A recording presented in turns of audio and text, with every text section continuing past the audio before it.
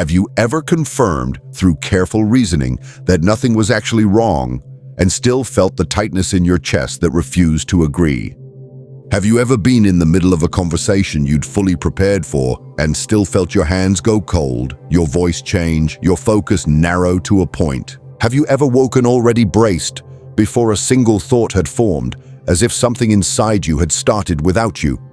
Most of what we're taught about managing difficult emotional states focuses on the content of the mind, the interpretations, the projections, the stories about what might happen. This is genuinely useful, but it's treating a problem that is at least equally physical as if it were purely cognitive. That's a significant part of why it so often produces incomplete results. Before conscious thought begins, the body has already responded. This is not a malfunction. The capacity to react faster than awareness, to move a hand from heat before the pain registers, to prepare muscles for movement before the decision to move has been made, was built for survival in environments where hesitation was costly. Speed was the entire point. What the detection system does continuously is compare incoming sensory data against a library of patterns that previously overlapped with danger. Tones of voice, physical configurations, combinations of context and sensation that once accompanied harm. When a sufficient match is detected, the physical response begins.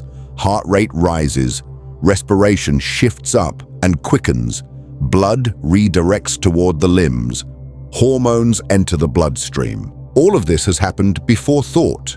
The rational, evaluating mind arrives afterward, finds a changed internal environment, and attempts to explain what it did not produce. This sequence explains something that frustrates almost everyone who has tried to reason their way through a difficult episode. The logic is correct, the assessment is accurate, the physical experience continues unchanged. Not because the body is being irrational, but because the body was not consulted when it began and cannot be reached through the channel being used to address it. Rational reassurance and physical states operate through different systems that do not directly communicate. Reaching the physical state requires reaching it through the body rather than through language. The autonomic nervous system moves along a spectrum. At one end, full resource mobilization, the body prepared for immediate action, alertness sharpened, everything oriented toward physical response, designed for genuine physical threat, triggered equally by the social and psychological equivalents. Uncertainty, evaluation, conflict, complexity, any situation where something important is at stake and the outcome is unclear. At the other end, genuine recovery, digestion, immune maintenance, cellular repair, deep sleep. All the work the body does when it concludes it is safe enough to attend to itself. Most people who experience significant difficulty in this territory spend the majority of their time near the first end. Not because they're doing something wrong, because contemporary life generates the triggers for that configuration at high frequency and provides the conditions for genuine recovery far less often than the physiology requires. If this reframe is useful, subscribe. The breath is where deliberate influence begins. Almost everything the body does is beyond voluntary reach, but respiration occupies an unusual position. It runs automatically when not attended to and responds to deliberate direction when it is. This dual nature makes it the primary available bridge between conscious intention and automatic physiological function. What the research consistently shows, extending the exhale beyond the inhale directly activates the nerve running from the brainstem through the chest. The heart actually slows during a longer exhale, measurably, repeatedly across subjects. Doing this consistently over 5 or more minutes shifts where the body is operating along the spectrum described above. A single breath changes almost nothing. The change comes from sustained practice across minutes. This is why people who try it once and find it underwhelming aren't wrong about the experience. They're drawing a conclusion from insufficient data. Movement completes something that controlled respiration cannot. When the body enters the mobilized configuration, it has been physically prepared for exertion, Resources deployed, muscles primed, the whole system oriented around an anticipated physical demand. When that demand doesn't arrive, because what triggered the alert was a difficult email rather than something requiring you to run, the preparation has no outlet. It lingers. Actual physical movement provides the outlet. Walking uses what was mobilized. Running uses it more completely. The body does what the configuration prepared it to do, which allows the preparatory cycle to close. This is the underlying mechanism behind the consistent relationship between physical exercise and emotional experience. Not the cardiovascular benefit in the abstract, but the completion of a physiological arc that otherwise stays open indefinitely. Cold water on the face interrupts something specific. Across mammalian evolution, immersion of the face in cold water triggers an automatic response.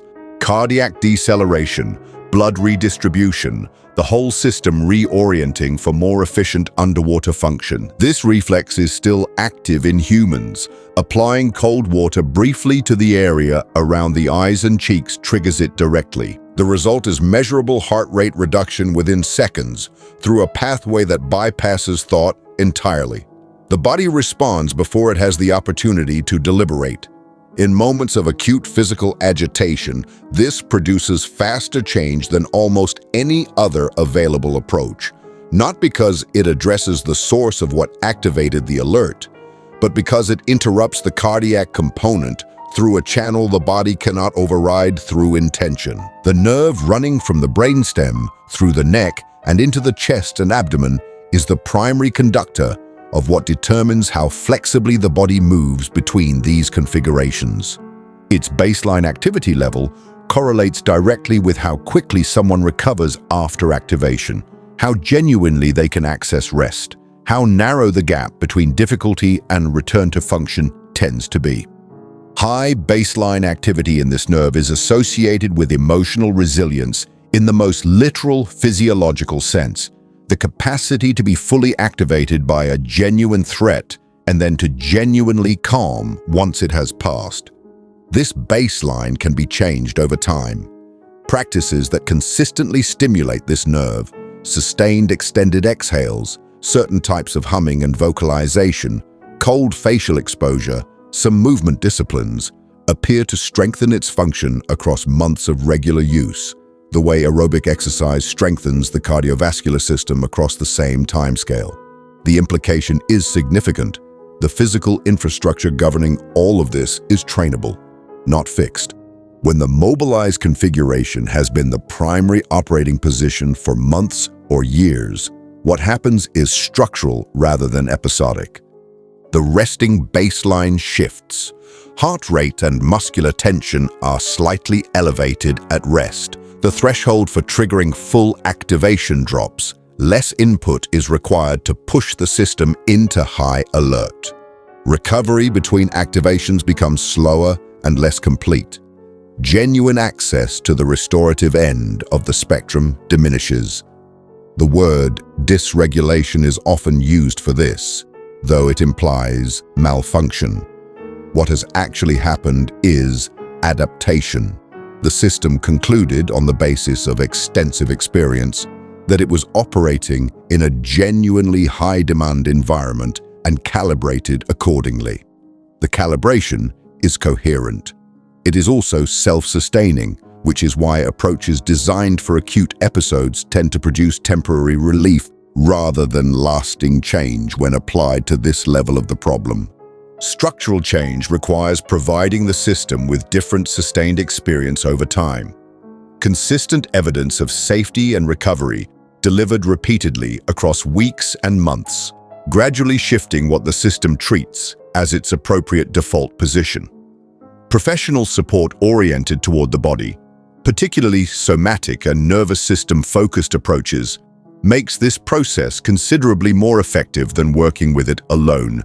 Paying direct attention to physical sensation during a difficult episode, rather than immediately redirecting toward thought content, produces a specific initial experience for many people.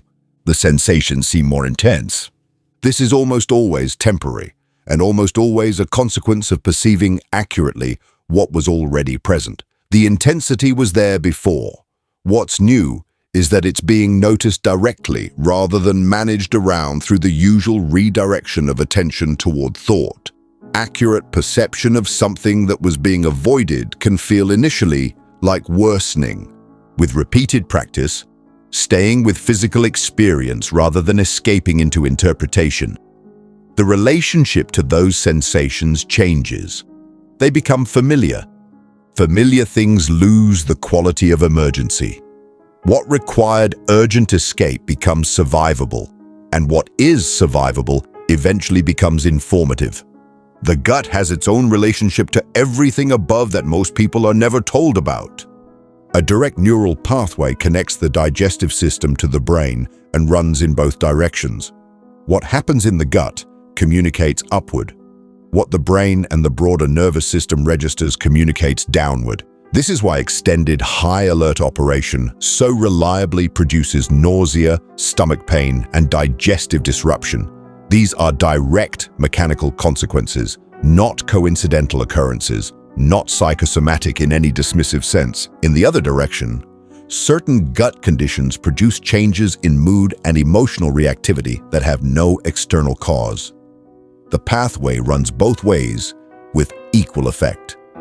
Many people spend years investigating digestive symptoms through frameworks that treat the gut in isolation without anyone identifying the connection to a broader pattern. Moving the question from what is wrong with my digestion to what is happening across the whole integrated system opens approaches that treating the gut alone cannot reach. Sleep is both a consequence and a cause. Simultaneously, the output of everything above and an input that determines what comes next. Extended activation during waking hours raises the resting position in ways that make the shift into sleep mechanically harder. The downregulation that sleep requires is more difficult to access when the starting point is already elevated. The following day, the less rested system is more sensitive, responds to less provocation, and recovers more slowly, which produces more activation during the day, which again compromises the following night. Treating this as a sleep problem specifically tends to produce limited results. Treating it as a loop, both ends reinforcing each other, and applying approaches that address both simultaneously tends to produce more durable change. Regular vigorous movement uses the fuel that was mobilized. Sustained extended exhales in the evening shift the position before sleep. Reduced light and stimulation in the hours before bed removes triggers that keep the alert system running. These work because they address the shared root of both ends of the loop rather than treating one while leaving the other unchanged.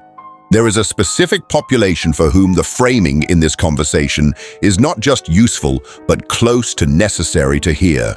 People who grew up in environments where expressed distress was consistently minimized, dismissed, or treated as inconvenient often find that their distress moved over time into the body.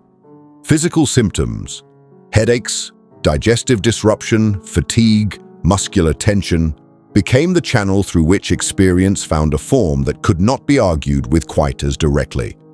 The body expressed what direct expression was not safe to offer. Understanding this reframes the symptoms. They were not arbitrary, they were not malfunctions. They were coherent communication through the available channel. The same adaptive intelligence that produced all the other responses described in this conversation. Relating to them as meaningful rather than as betrayal changes the quality of engagement with them and often produces movement that approaches focused primarily on thought content have been unable to reach. What practically changes when you work at this level rather than around it? You stop trying to argue yourself into a different physical experience and start giving your physiology what actually produces one. Extended exhales held consistently over minutes. Movement that completes what activation began. Cold water when the cardiac component needs direct interruption. Practices built and sustained across months that raise the baseline capacity to move fluidly between configurations. You also develop something that conceptual understanding alone does not produce. A real-time relationship with your own early physical signals. The first, tightening in the chest. The initial shift in where breathing is located. The subtle narrowing of perceptual focus that precedes full activation. Noticing these earlier and responding earlier produces genuinely different outcomes than waiting for peak intensity. The earlier the recovery pathway is engaged, the less there is to recover from. That's the whole practical argument. The problem has a location. Working in that location produces what working elsewhere cannot. There's a timing dimension to this that changes everything about when interventions are most useful. Most people try to address what they're experiencing at peak intensity, when the alert is fully running, when everything is heightened, when thought itself becomes compromised by the narrowing of attention that this configuration produces. At that point, the capacity for the kind of deliberate, sustained practice that actually produces change is genuinely reduced. The very conditions that make intervention most needed are also the conditions that make it hardest. The most productive window is earlier, the first tightening in the chest, the initial shift in breathing location from the belly upward, the subtle change in how wide or narrow attention feels. These early physical signals appear before full activation, which means they appear while the capacity for deliberate response is still relatively intact. Learning to notice these signals early, not conceptually, but as actual physical experience in real time, requires the kind of consistent attention-to-body practice that most people haven't developed, because most of what we're taught points attention toward thought rather than toward what's happening below the neck. But that early detection, followed by early engagement with the restorative pathway through breathing or movement or cold exposure, produces genuinely different outcomes than waiting for intensity to peak and then attempting recovery. There's a quality of chronic low-level elevation that deserves separate mention from both the acute episode and the structural long-term pattern. Many people live in a condition that isn't quite full activation, but isn't genuine rest either. A kind of persistent, mild tension that has been present long enough to have become the baseline, not noticeable as a distinct experience, because it's been the background condition for so long that it registers as simply normal. This is worth identifying because it's often missed entirely. The person is not having what they'd call an anxious episode. They're not acutely distressed, but the resting rate is elevated, the jaw carries habitual tension. Sleep isn't quite restorative, and there's a persistent readiness to be disrupted that shapes how much can be genuinely attended to, enjoyed, or engaged with in ordinary life. Noticing this requires a reference point that many people don't have, an actual memory or experience of what genuine rest in the body feels like. For people who haven't accessed that in years, the mild, persistent tension can be genuinely invisible because there's no contrast available to notice it against. One of the side effects of consistent restorative practice is that it creates that reference point. What had been invisible as normal becomes noticeable as elevated, which is actually useful information. Social situations produce this response through a different mechanism than physical threat, and the difference is worth understanding.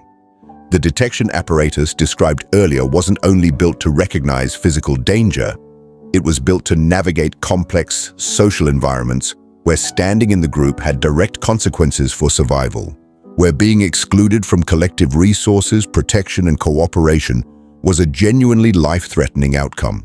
The nervous system that responds to a tiger and the nervous system that responds to public evaluation are running the same fundamental program because for most of human history, social rejection had consequences similar in severity to physical danger. This means that the physical experience during a presentation, a difficult conversation, or a social situation where judgment is possible is not a misfire. It is the detection apparatus running exactly as it was designed, responding to a genuine category of threat, even if that threat no longer carries the same consequences as it once did in the environments the apparatus was built for. Understanding this doesn't make the physical experience disappear, but it changes the relationship to it. Instead of treating the physical response as evidence that something is wrong with you specifically, You're dealing with a piece of inherited hardware that was genuinely useful in the environment it was built for and remains highly sensitive to a category of threat that, in the modern context, rarely carries the consequences the apparatus is prepared for. For people with histories of trauma, the detection apparatus has often been recalibrated in specific ways that are worth understanding separately. When significant harm has occurred, particularly harm that was unpredictable, repeated, or inflicted by someone who was also a source of safety, the apparatus that detects threat becomes more sensitive in the aftermath. The threshold drops. Partial matches trigger the full response that previously required a more complete match. Recovery becomes slower and less complete because the conclusion has been reached through actual experience that danger can appear without warning even in contexts that seem safe. This is not irrationality, it is the apparatus updating its settings based on accurate information about the environment it was in. The problem is that those settings often persist long after the original environment has changed. In new relationships, new contexts, new circumstances where the recalibration no longer accurately reflects what's actually present. Working with trauma-related activation specifically requires approaches that provide the body with accumulated evidence of safety, not just information about safety, but actual physical experience of being in safe conditions repeatedly over time, in ways the detection apparatus can register and gradually update in response to. This is different from understanding the trauma cognitively. It requires actual experience of the body being in conditions where the old response would once have fired and doesn't need to. There's a relationship between this territory and creativity, concentration, and genuine engagement with work that rarely gets discussed. The mobilized configuration produces a specific kind of attention, narrow, vigilant, highly focused on potential threat and deviation from expectation. This quality of attention is extremely useful for threat detection and for tasks requiring rapid response to changing conditions. It is less useful for the kind of broad, associative, exploratory attention that generates insight, creative connection, and genuine absorption in complex work.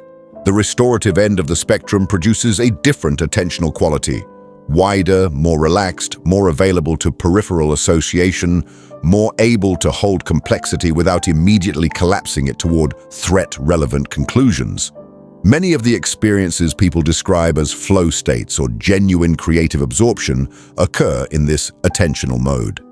People who spend the majority of their time near the mobilized end of the spectrum often notice that certain kinds of work feel consistently inaccessible. The deep engagement doesn't arrive, the insight doesn't emerge, the creative connection doesn't form. They often attribute this to insufficient effort or insufficient talent. The actual cause is often simpler. The attentional quality that those forms of work require is only available at the other end of the spectrum, and they haven't spent enough time there.